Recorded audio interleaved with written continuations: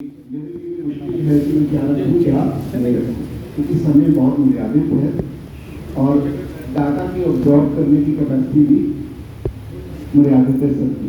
तो मैं इसको रिवर्स करता हूँ, इसको क्वेश्चन आंसर में लेते हैं। मैं मोटी मोटी बात अपनी पहली बात में रखूँ की करेंसी के बारे में। तो ऐसा करते हैं कि आपके क्वेश्चन मैं पहले ले लेता हूँ और उसके बाद मुझे कौन कौन सी बातों को कंटेक्चुअलाइज करना है आज के संदर्भ में और उसमें क्या ऐड करने की जरूरत पड़ेगी वो मैं अपने आप कर लूँगा। तो आप वर्तमान और वैश्विक जो बैंकिंग सिस्टम है, फाइनेंशियल सिस्टम है, एलिट्स हैं, उस व्यवस्था के बारे में और उसका भारत की अर्थव्यवस्था के ऊपर, विश्व की अर्थव्यवस्था के ऊपर क्या असर है, इसका संपूर्ण विश्लेषण किया जा सकता है। और हमें जिस व्यवस्था का भ्रष्ट, क्योंकि इस समय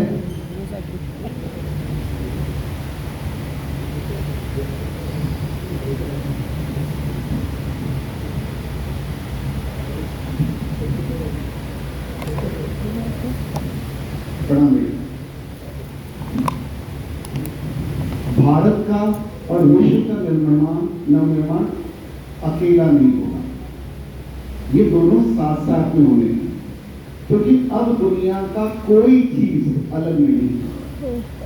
ये केवल एडमिनिस्ट्रेटिव यूनिट्स के तौर पे, मीडिया मैनेजमेंट के तौर पे अलग हैं, बाकी सारी की सारी दुनिया फंडामेंटली एक सिंगल यूनिट की तरह मैनेज की जाती है। उसका जो प्रचार है उसकी रिपोर्टें अलग अलग है, बाकी सारी की सारी एक है। तो मैं आपके प्रश्न से स्टार्ट करना चाहता हूँ, इसके ऊपर फोकस किया जाए और आप क्या जानना चाहेंगे।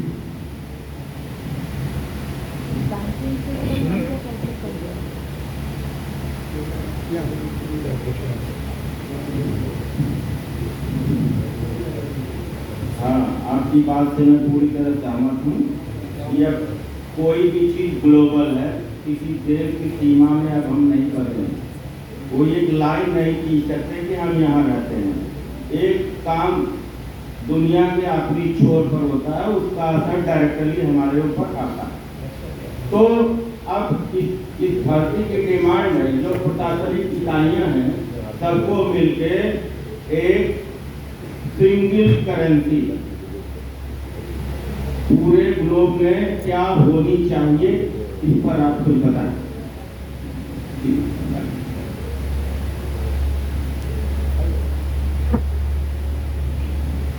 जैसा कि हम देख पा रहे हैं, आज अर्थव्यवस्था की दृष्टि से भारतवर्ष के अंदर क्रिप्टो करेंसी मल्टीनेशनल कंट्री की 50 चल रही है और मुझे तकलीफ होती है कि हम भारतवर्ष के 786 जिले के लिए यूपीआई 101 से यूपीआई 886 की वकालत यहाँ बैठकर क्यों नहीं कर पा रहे हैं, ताकि हम स्वावलंबन की दृष्टि से जाएं। मैं ग्लोबलाइजेशन का विरोधी नहीं हूँ, but globalisation does not mean murder of mind. Please बहुत सुंदर।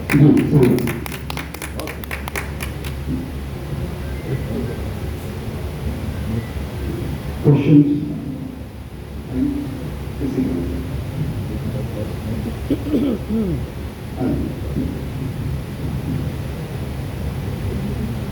फटाफट कर लीजिए ताकि समय कम जाए।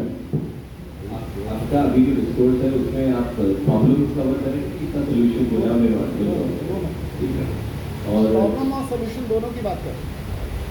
और जो ये बात फोरम में कई लोगों ने बताई है, दलाल ने बताया कि एक समय आएगा कि साइबर पैंडेमिक के दौरान सारी करेंसी जीरो हो जाएगी, सारा डेटा जीरो हो जाएगा। जब उसकी पोस्ट जो है आप कैसे इमेजिन करते हैं, क्योंकि ये भी एक हेल्प करेगा तरीके से सारा रिकॉर्ड हो जाएगा, तो क्लीन स्टेट। तो उसके बाद एक पुनर्निर्माण की जो पर्सपेक्टिव है उसको डिसेंट्रलाइजेशन की तरफ देख रहे हैं कि आप सेंट्रलाइजेशन की तरफ देख रहे हैं वापस। उनका सवाल था कि जो पूरे विश्व की जो अर्थव्यवस्था है या मौद्रिक व्यवस्था है, ये केंद्रीकरण की तरफ बढ़ेगी या विकेंद्रीकरण की तरफ बढ़ेगी, दोनों की क्या संभावना है।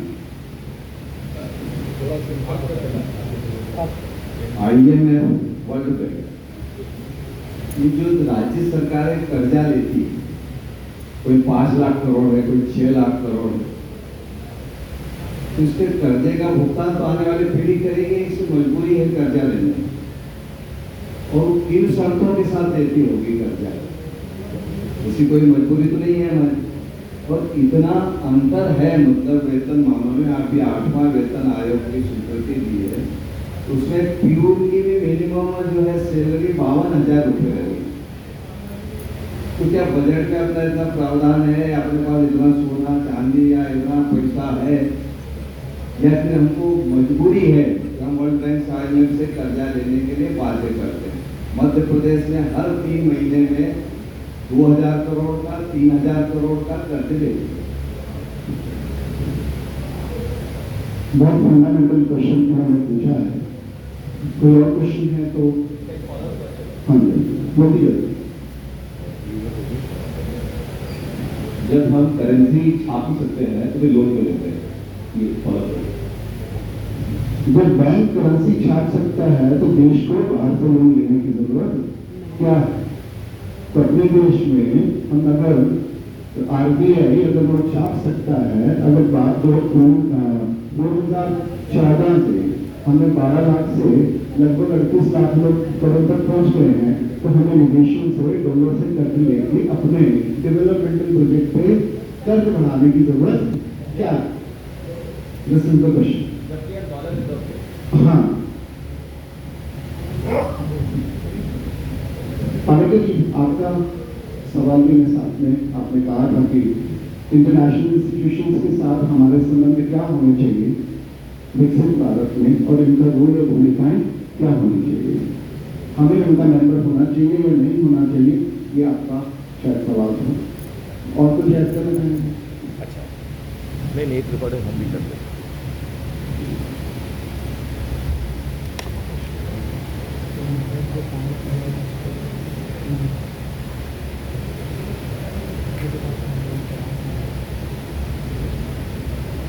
अच्छे विषय को अपने शामिल आए। अमेरिका दुनिया का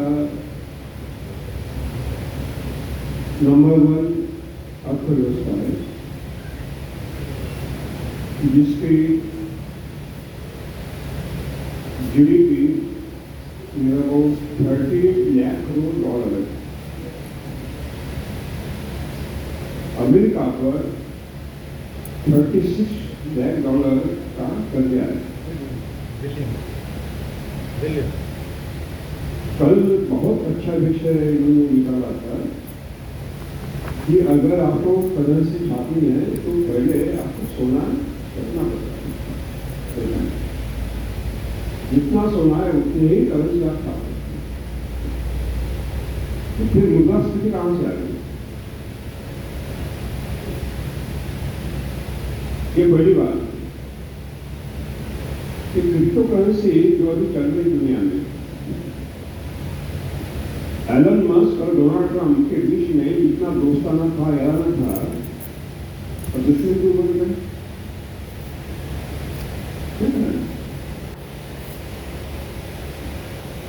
यूरोपियन कंट्रीज जो यूरोपियन यूनियन है, अभी कल एक डिक्लेरेशन आया कि अगर भारत रूस से खनिज तेल खरीदेगा तो यूरोपियन कंट्रीज 100% टैरिफ लगाएगी। भारतीय यानी दुनिया में जो एक टैरिफ मार कर रहा है, ये हमारे हित के लिए नहीं है, आम आदमी के हित के लिए नहीं है। एक समांतर अर्थव्यवस्था चलती आ रही है, चल रही है, आगे भी चलेगी, इसको हम नहीं रोक पाते। तो हम बचपन में देख रहा था कि करेंसी का ओपन भी नहीं था, वस्तु विनिमय था, है ना? मजदूरी देंगे तो जवाब गेहूं सब कुछ। करेंसी इतना महत्वपूर्ण बन गई है कि मानव के मूल्यों को भी वो ओवरटेक कर रही है।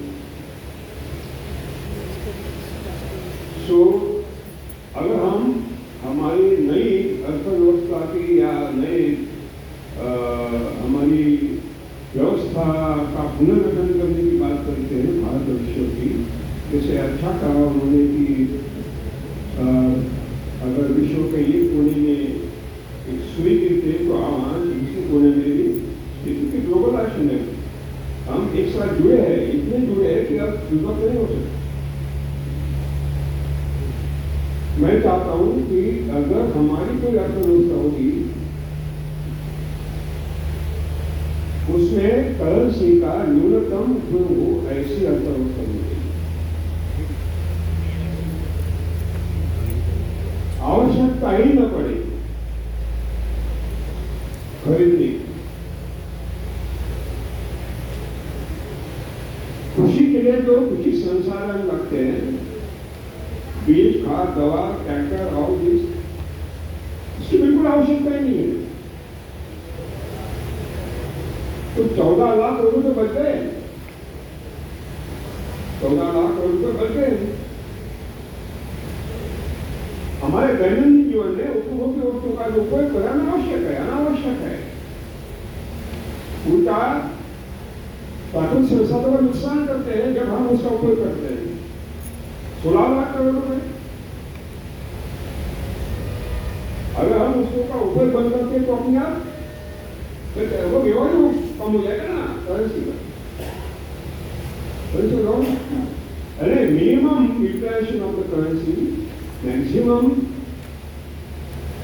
Exchange of the commodities is most important. और इन्होंने एक भी बहुत बढ़िया विषय निकाला था कि देखिए कार्ल मार्क्स क्या बोलता है, सम मूल्य चोरी होती है, सम मूल्य चोरी होती है, इसके लिए शोषण होता है, मान्य। लेकिन जिसकी सम मूल्य चोरी हो रही है वो मजदूर, खेतों में हम काम करने के लिए बुलाते, 500 रुपये रोज देके 200 रुपये काम करता है। कितना करता है? 200 रुपये का मूल्य कितना है? 300 रुपये। तो सम चोरी है, वहां सम मूल्य चोरी हुई दिया क्या है? सम चोरी है। गरीबी के पीछे ग्रामीण अर्थव्यवस्था के एक बहुत बड़ा कारण है। मैं अगर वो मजदूर मेरे खेत में काम करने के लिए बुलाता हूं तो जो काम 8 घंटे में करता है अपने खेत में घुस के 2 घंटे में निकलता है। सही बात है, समझोगी अरे सममूल्य आप कितनी बात करो, अगर सम चोरी होती रहेगी, सम मूल्य की चोरी होती रहेगी तो कृषि मूल्य की चोरी क्यों ना बदल होगा?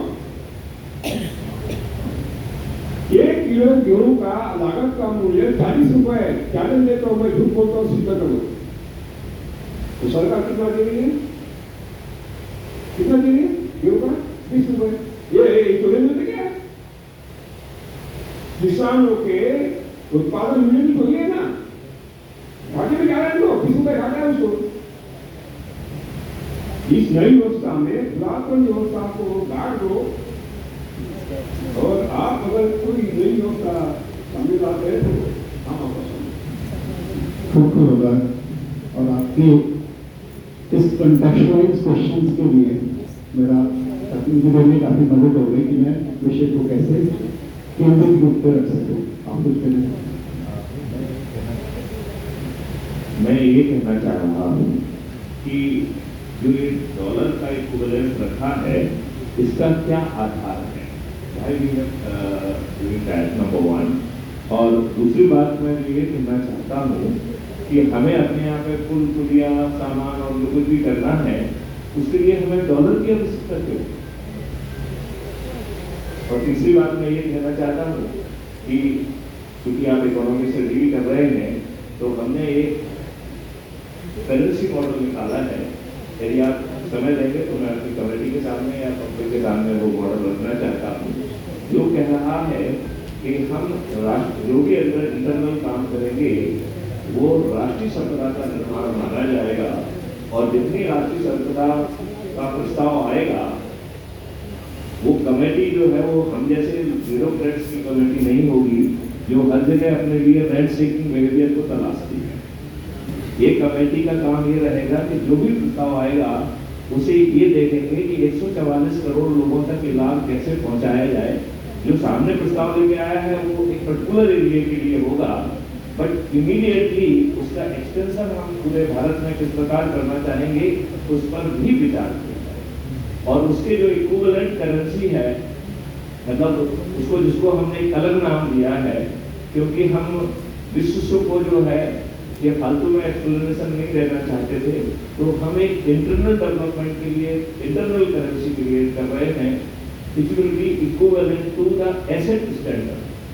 अभी की जो करेंसी है उसका तो कोई स्टैंडर्ड ही नहीं है और डॉलर स्टैंडर्ड होने का कोई कारण नहीं बनता है, तो हम केवल एक बेईमानी कर रहे हैं इस पूरे कॉन्सेप्ट में।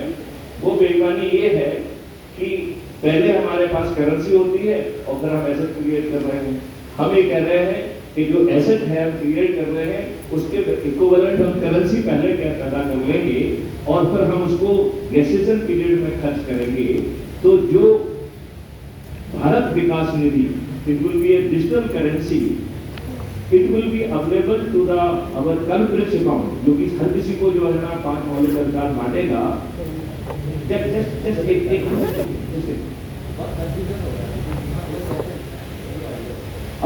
नहीं, मैं just helping you out, just I am trying to help out. नहीं, वो मैंने क्वेश्चन उनसे पूछ लिया है। I am just trying to give a another concept कि हमें डॉलर का रिलेवेंस क्यों चाहिए। मैं उसके ऊपर आऊंगा सर, मतलब वो आ जाए। आप आइए बैठिए। Sure, please.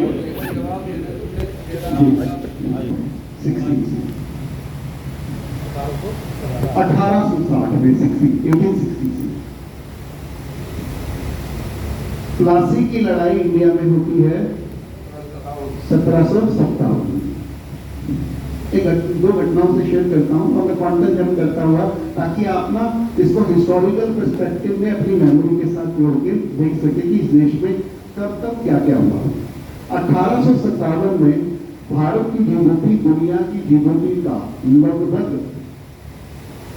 26% है। दुनिया की जीडीपी का 150 प्लस दुनिया का 26% के करीब भारत में, सॉरी 1757 की।